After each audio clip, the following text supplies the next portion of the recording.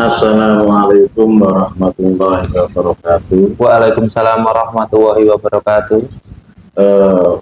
Malam ini saya akan memberikan sedikit ilmu dan pengalaman yang pernah saya pelajari dan yang pernah saya alami, yaitu tata cara melihat makhluk astral atau tata cara melihat jin atau melihat dunia gaib.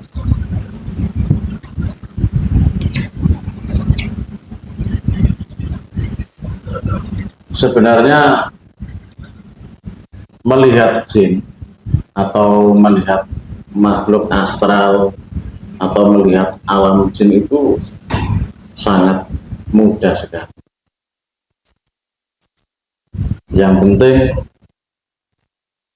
gurunya atau pembimbingnya itu memang benar-benar mampu mengarahkan, mampu membimbing, mampu memantau setiap pergerakan, setiap apa yang dialami oleh si pelakunya. Jadi pertama itu diantaranya itu umur itu penting. Nah, ketika umur itu berpengaruh pada mentalnya seorang pelajar atau seseorang yang ingin melihat dunia makhluk alam gaib. Sebab untuk masuk ke sana, masuk ke dunia astral atau melihat makhluk astral itu dibutuhkan kematangan mental yang bagus. Sebab kalau mentalnya itu lemah atau mentalnya itu drop, nanti kasihan orangnya, nanti bisa mengalami depresi, bisa mengalami gangguan jiwa, bahkan bisa mengalami bayangan ketakutan yang berkepanjangan.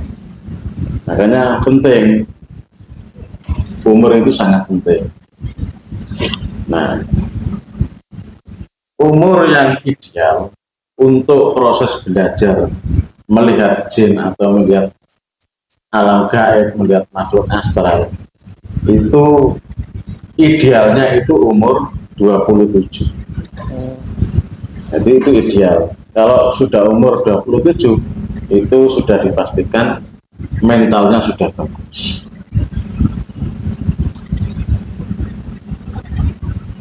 Nah, bagaimana kalau ada orang yang ingin belajar mendalami atau ingin mengetahui makhluk gaib atau ingin mengetahui tentang dunia perdemitan lah, dunia jin atau dunia makhluk astral, itu umurnya di bawah 27, semisal umurnya 20 atau bahkan masih sekolah.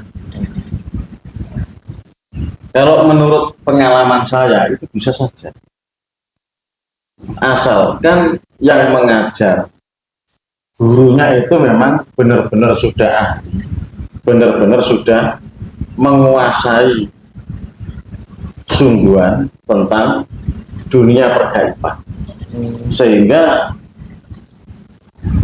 apapun nanti akan terjadi resiko, akan terjadi sesuatu kepada orang yang belajar tadi, itu gurunya sudah bisa mengantisipasi, bisa memprotek, bisa melindunginya. Kayak gitu. Sebab sangat rawan dunia gaib itu.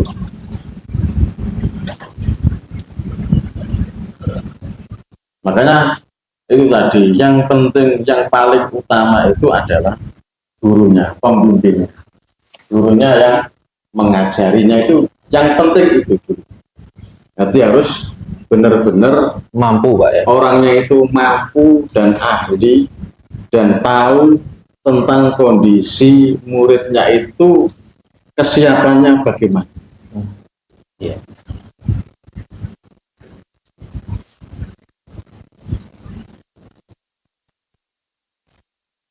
Terus kemudian apakah itu ada doa-doa tertentu untuk melihat jin atau melihat alam gaib. Menurut pengalaman saya, menurut yang pernah saya alami, sebenarnya soal wirid atau doa itu nggak penting gitu. Yang menjadi penting itu, yang menjadi prioritas utama itu adalah tekniknya, caranya. Jadi setiap guru, setiap orang yang mengajari itu tahu caranya bagaimana agar muridnya itu tadi bisa mudah, bisa cepat melihat jin, bisa cepat melihat alam gaib dengan kondisi yang menyenangkan, tidak dalam kondisi yang menakutkan atau dalam kondisi terancam oleh makhluk gaib.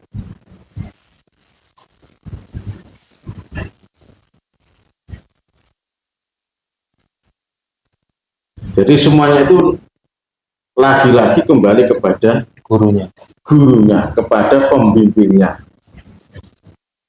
Nah, apakah semua doa atau semua ayat surat di dalam Al-Quran itu bisa digunakan untuk melihat jin? Kalau menurut pengalaman saya itu bisa. Jangankan kok surat-surat yang 30 juz dalam Al-Quran, sholawat itu aja bisa. Misalkan kayak sholawat macam-macam lah jenisnya, sholawat apa itu, sholawat Nur Buat atau sholawat sholawat itu Nabi ala Nabi Muhammad kayak gitu, ataupun sholawat apapun itu bisa, bahkan tanpa menggunakan sholawat pun bisa, seperti membaca hizib-hizib itu juga bisa, semuanya bisa.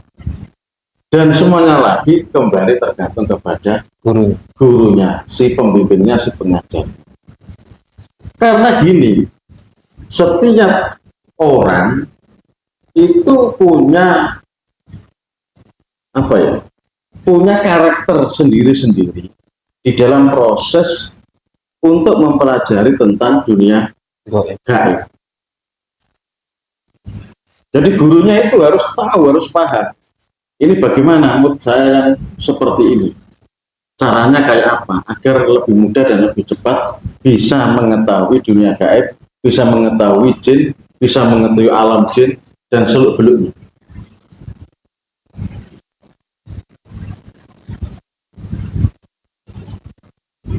Jadi setiap murid itu terkadang punya karakter yang berbeda. Terkadang yang satunya mentalnya bagus, tapi yang satunya mentalnya kurang bagus. Terkadang yang satunya itu peka, sudah punya kepekaan bawaan lahir, yang satunya tidak punya kepekaan atau kurang peka di dalam dunia gaib. Nah, itu gurunya harus tahu, harus punya teknik, punya cara tersendiri dalam proses mengajari, dalam proses membimbing muridnya yang punya karakter yang berbeda-beda seperti itu.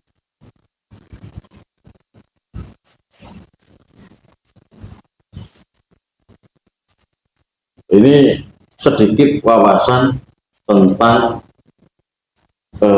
tata cara atau tentang sebelum proses mempelajari ilmu gaib atau ilmu dunia jin.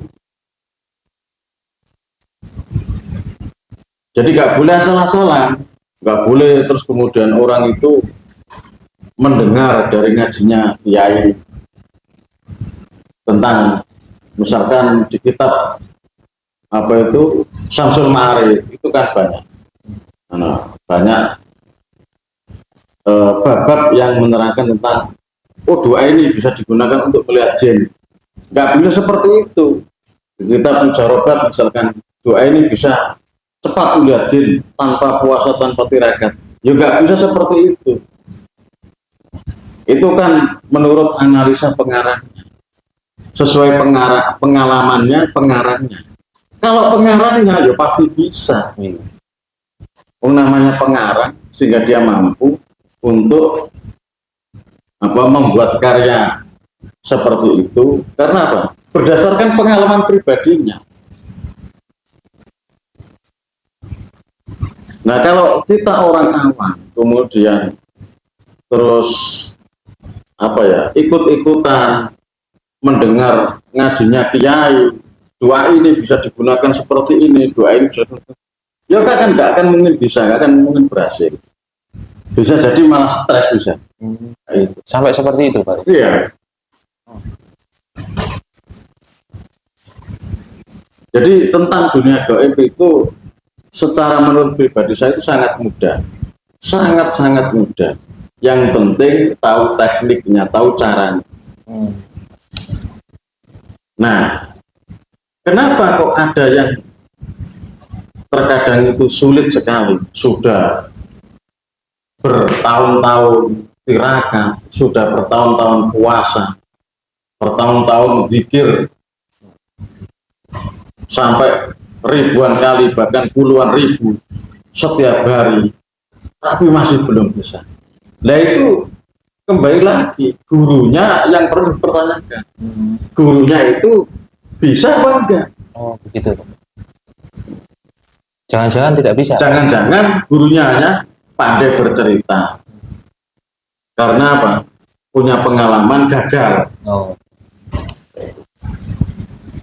Ya saking kan banyak itu guru-guru yang punya banyak pengalaman gagal itu. Sehingga ketika mengajari orang lagi, ya gagal lagi. Dia sendiri gagal.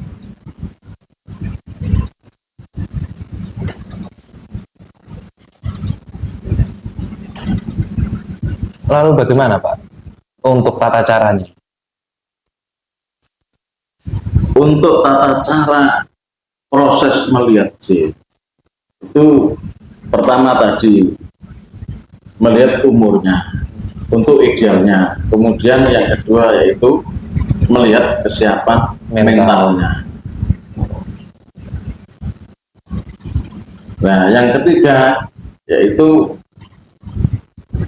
orangnya itu ya memang harus ini sungguh-sungguh itu ya. Kalau misalkan butuh puasa ya puasa, misalkan nggak butuh puasa ya enggak. Terus nggak perlu terlalu serius, dunia demit, dunia jin itu nggak perlu terlalu dibuat serius kayak gini, terus kemudian harus diterakat di dalam gua, di atas gunung, di tengah hutan, nggak perlu gitu.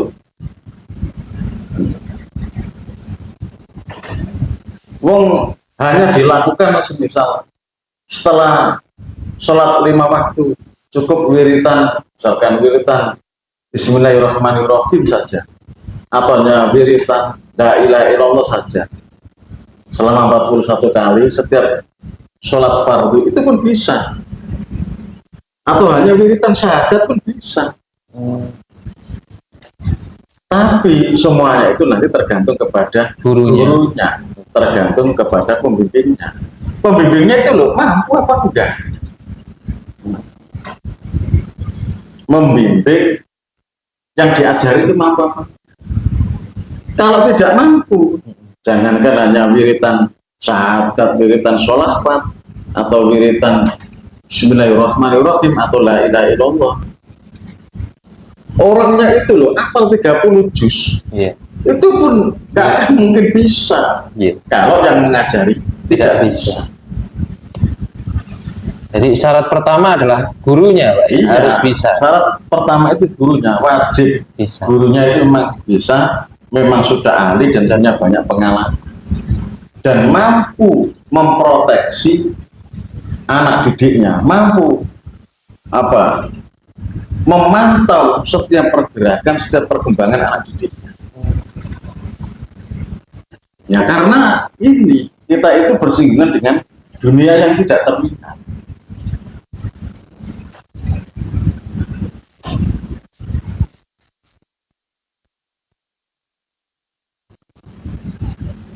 Jadi semisal ada teman-teman atau siapa yang ingin belajar eh, ingin melihat jin atau ingin bahkan sampai ingin bisa menarik benda atau ingin memahami tentang doa itu bagaimana supaya bisa mustajabah, itu kalau dijelaskan lewat media sosial kayak gini itu sulit. Bukan sulitnya itu berbeda dengan langsung tatap muka dengan yang mengajar, sangat berbeda sekali kayak gitu, karena setiap orang itu gak sama kayak gitu. Berbeda-beda Pak ya. Iya, Secara berbeda. kesiapan mental Iya. terus yang lain-lain tadi ya.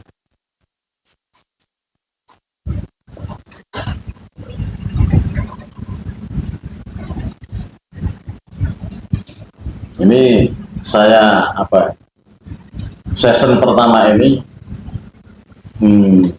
saya memberikan sedikit pengalaman tentang beberapa syarat atau beberapa trik-trik atau teknik di dalam melihat dunia gaib atau melihat makhluk astral. Nanti akan saya jelaskan lagi pada season kedua. Mungkin dari sini sudah cukup. Cukup Pak. Nah, kalau sudah cukup saya tutup. Ihdinas siratal mustaqim. Assalamualaikum warahmatullahi wabarakatuh. Waalaikumsalam warahmatullahi wabarakatuh.